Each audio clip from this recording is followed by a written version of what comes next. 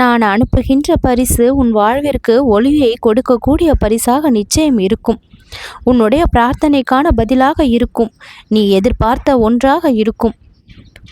அதிசயம் நடக்க வேண்டும் என்று காத்திருந்த உனக்கு பேரதிசயத்தை கொடுக்கக்கூடியதாக நிச்சயம் இருக்கும். உன் மனதின் கனவுகளை, உன் மனதின் விருப்பங்களை இத்தனை நாள் ரணப்படுத்திய அந்த காயங்களை ஆற்றக்கூடிய மருந்தாக இந்த பரிசு நிச்சயமாக இருக்கும். உன் கண்ணீருக்கான பதில் இது. உன் நம்பிக்கைக்கான பரிசு இது. உன் பொறுமைக்கான பரிசு இது. உன் வாழ்க்கையை அடுத்த கட்டத்திற்கு நகர்த்தி செல்லக்கூடியதற்கான பரிசு இது. இப்படி ஒவ்வொன்றாக அடுக்கிக் கொண்டே போகலாம். அத்தனைக்குமான தகுதியை, திறமையை நீ பெற்றிருந்ததால் என் கரங்களால் வழங்கப்பட்ட இந்த பரிசை நீ அழகாக இன்று உன் கரங்களை கொண்டு ஏற்றுக்கொண்டிருக்கின்றாய். இனிமேல் உன் வாழ்க்கையில் பல அதிசயங்கள் தானாக நடக்க ஆரம்பித்துவிடும். போதும் துன்பங்கள் என்று சொன்ன நீ போதும் இன்பங்கள் என்று சொல்லக்கூடிய அளவிற்கு அதிகபட்சமான இன்பத்தை உன் வாழ்க்கையில் நீ காண்பாய் என்று சொன்னால் நம்ப முடிகின்றதா? இதோ நான் சத்தியமிட்டு சொல்கின்றேன். அதிகபட்சமான இன்பம் உன்னுடைய வாழ்க்கையில் உன்னை தேடி வந்து கொண்டிருக்கின்றது. இந்த முருகன் நான் சொல்லிவிட்டேன். மனம் முழுக்க நம்பிக்கையை விதைத்துக்கொள். உன் வாழ்க்கை சோர்ந்த நேரத்தில் நான் அனுப்பிய இந்த பரிசு சூரியன் போல ஒளியை கொடுக்கக்கூடியதாக இருக்கும். நீ உணராத அளவிற்கு நீ எனக்கு முக்கியமானவன். அதனால்தான் இந்த பரிசை நான் உனக்கு அனுப்பி வைத்திருக்கின்றேன்.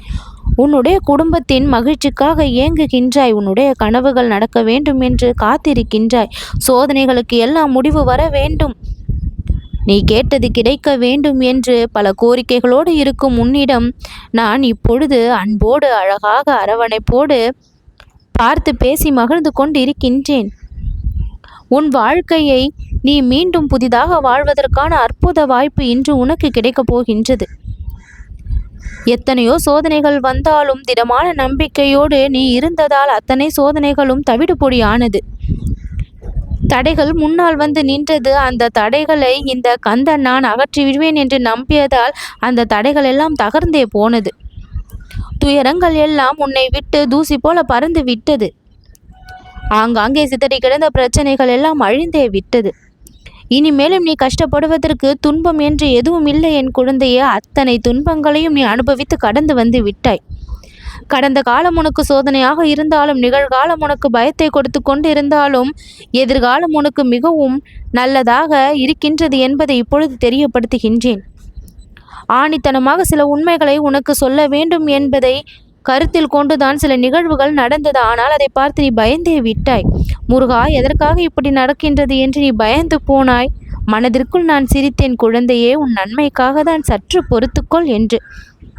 இன்றைய சோகத்துக்கு பதிலாக நாளைய பரிசு உன்னை ஆச்சரியப்படுத்தும். அதிசயங்களை நம்புகின்றவர்களுக்கு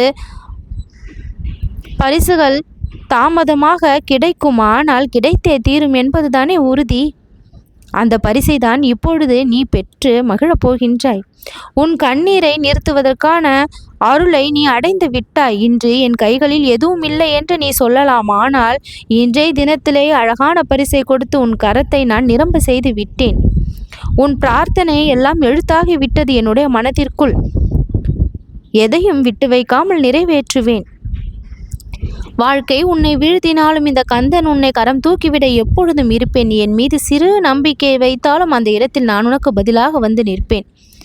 முக்காலமும் இந்த முருகனின் துணை இருக்க எக்காலமும் பயம் உனக்கு வேண்டாம். சந்தேகமே இல்லாமல் இந்த கந்தனை நம்பு. இந்த சண்முகன் உன்னை காப்பாற்றுவேன், கரம் கொடுத்து முன்னேற்றுவேன் என்று நம்பு. நல்லது நிச்சயம் நடக்கும்.